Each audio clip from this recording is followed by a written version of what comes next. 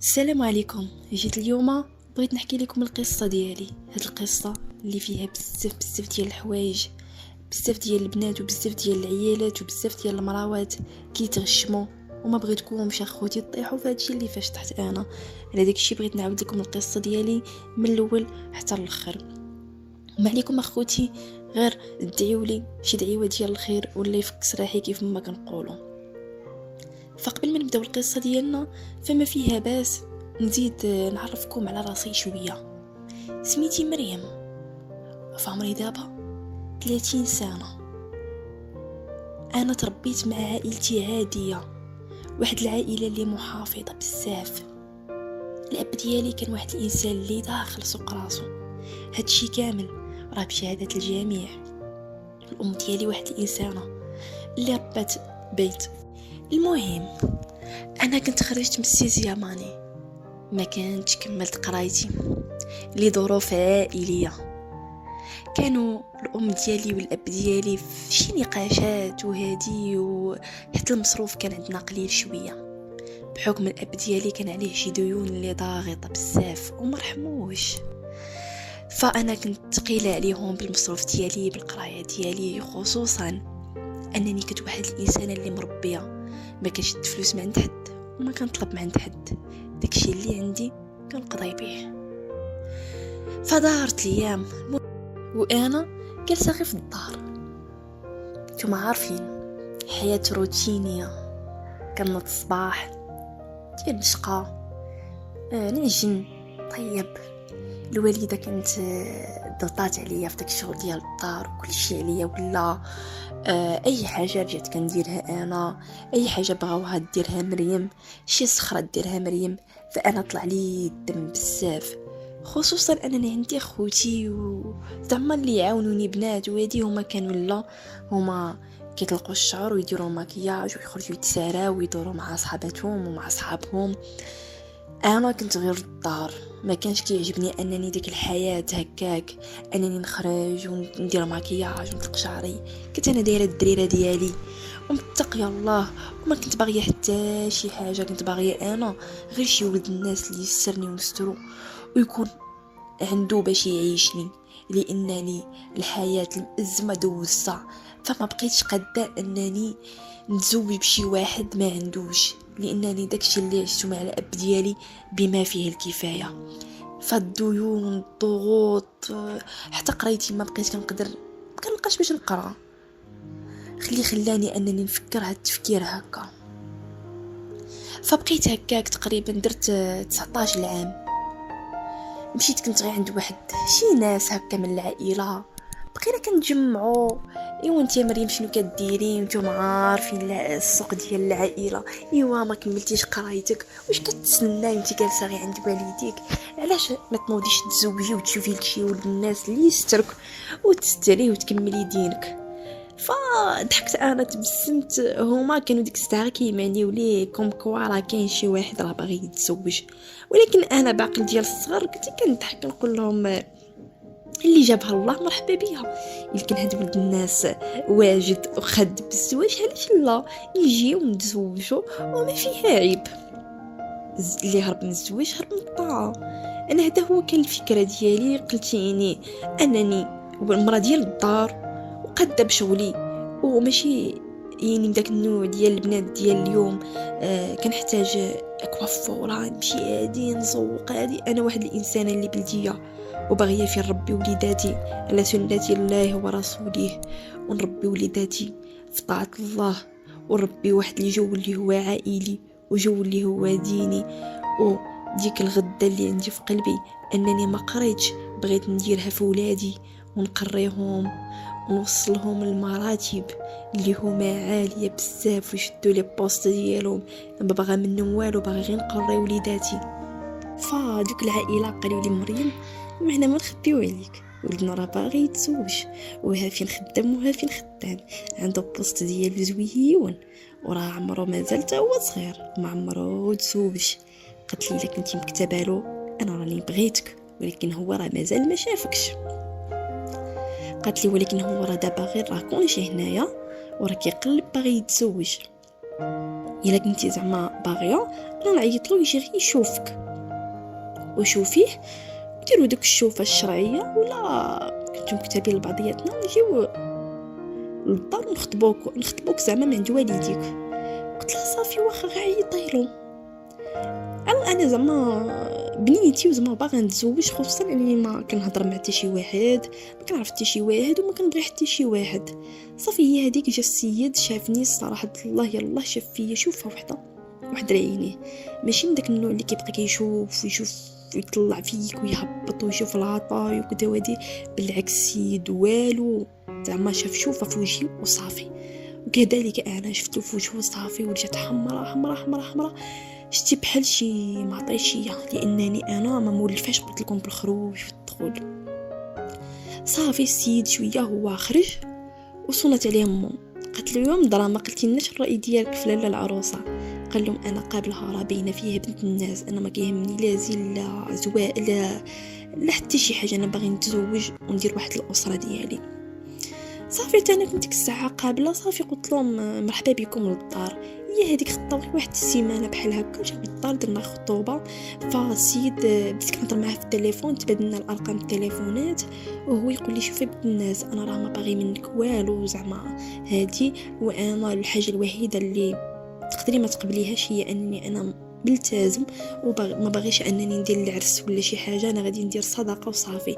بغيتي انتي ديري شي حاجه بنت الناس ما غاديش نقدر زعما نعارض عليك ولا شي حاجه، داكشي كيبقى ديالك، ولكن انا راه ما غاديش ندير. قلت له صافي حتى انا راه طاح الحك وصاب طاح، حتى انا راه ما باغيش داك الضياع اللي غادي نضيع، غنمشي غنفرش به دويرتي. قال لي الدار عندي مجهزه من اي حاجه، جيبي غير حويجاتك واجي. صافي هي هذيك درنا واحد 2 سيمانات وجدنا الوريقات ديالنا، مشينا تكتبنا، درنا العقد ديالنا. فرحت عنده للدار السيد الله يعمره، هاس العاو كنا ساكنين غير بجوج بينا، معيله مو لا باه لا حتى شي حاجه. الصراحه الله التقار وصدق ولد الناس. و اش نقول لكم، هنا غتبدا القصه ديالي الحقيقيه. فتخيلوا معايا انني ملي تزوجت بهذا السيد، واحد البنت كان كيعرفها، هادشي عاودولي. المهم انا بديت كنطيح ووليت كندير شي تصرفات اللي ماشي هما هادوك، اش غنقول لكم دازت عليا دوزه خايبه. فراجلي قال لي شوفي بنت الناس انا راني شاك في واحد السيده كنت كنعرفها وكانت بيناتنا واحد العلاقه، ولكن هي راه ما صدقاتش، راه كنت كتخوني وكنت باغي نتزوج بها ولكن صدقات كتخوني، فما نقدرش انني نتزوج بشي وحده كانت كتهضر مع الدراري ولا شي حاجه، خصوصا خيانه وانا كنت موعدها بالزواج كنت كنضحك عليها. قال لي انا شاك فيها هي اللي دارت لك شي حاجه، وخصوصا هي راه جارتنا، وملي سمعتك انك تزوجتني راه غدير المستحيل باش تاذيك، وهي واحد النفس ديالها خبيثه. ايوا صافي وليت اخوتي كنطيح، غير كنسمع القران نطيح، وليت اي حاجه كان مهم تبدلت، وليت من ناكل ما والو، كتشدني واحد الحاله اللي هي خايبه. فقال لي راجلي شتي يا بنت الناس شنو غادي ندير؟ قلبي على شي فقيه هكا يمشي يقرا عليك ونشوفوا شنو بيك. فصافي ولينا انا وراجلي كنمشيو كنقلبوا كنسقسيو الناس، سقسينا عمو قالت لنا واحد الفقيه راه هافين وافين وراه مشكور، والناس كامله كتمشي عنده وراه كيداوي والناس كتشكرو. فهو كان بعيد علينا من المدينه اللي فين ساكنه، ولكن مو كتعرفوا. صافي مشيت عند داك الفقيه انا وراجلي، فهو كان كيقول لك هو كيدخلنا لواحد البيت وكنبقاو غير انا والفقيه، وكيقول لك ممنوع يدخل شي واحد معاك ولا شي حاجه لانني كندير الطقوس ديالي. فبديت كنمشي عنده النهار الاول اللي مشيت شافني مع انا ما نكذبش عليكم زوينه، وعندي حقي في الزين، وزعما واحد الانسان اللي زوينه بمعنى الكلمه، وزعرة وعندي لاطاي زوينه. فملي مشيت وسد عليا الباب راجلي بقى برا. المهم هو لقيته مواجد داكشي اللي كيدير للناس، فاعطاني واحد الكاس ما عرفتوش ديالاش، واش حليب واش قهوه واش ما عرفتش انا داك اللون ديالاش، وهو داير لي فيه واحد المنوم. تخيلوا معايا انا كنشرب داك الكاس اللي عطاني، قال لي ضروري تشربيه وشربيه دقه واحده ما تبقيش كتفتشي ولا شي حاجه. قلت له صافي واخا بحكم انني عندي انا واحد النيه اللي هي ديال الدواء، ما عنديش واحد النيه اللي هي خايبه. ايوا صافي شربت داك الكاس. انا كنشرب داك الكاس وانا كنحس بالفشله، كنحس بيديا ما بقيتش قاده. كنقول له فين انا، شنو كندير هنا؟ بقيت فاهمه حتى لعبه. صافي شويه وانا كنضحكه وما عقلتش على راسي، شنو داروا هادي.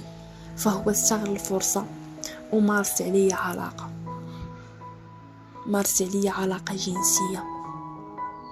واحد كيمارس بواحد العلاقه وحشيه، ماشي شي واحد اللي بحال شي واحد اللي مكبوت، بحال شي واحد اللي ما عمره شاف المراه. اش غنقول لكم، تكرفص عليا تكرفيصه ديال المعقول. الله ياخذ فيها الحق في هذا النهار. وولد الحرام شنو كيدير؟ عنده كاميرا في البيت، يعني هو كيمارس عليك وهو كيصور داكشي عريان ما لبس حتى شي حاجه. زول لي حوايجي، زول لي كل شيء، خطر الفرصه ديالو. راجلي كيتسنى مسكين على اساس انه راه كيداويني، ولكن هو راه غتانا من الفرصه بحال شي وحش ادمي.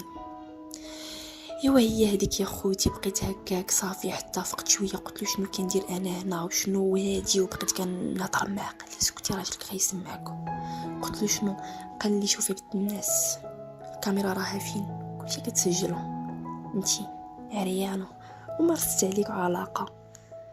قال لي راك غتهضري هك ولا هك؟ غنبين هادشي لراجلك ومرجعتك انتي اللي خاسره وغتطلقي. قال لي انا ما خاسر والو. قال لي انا انتي اللي جيتي عندي برجلك، ماشي انا اللي عيطت لك.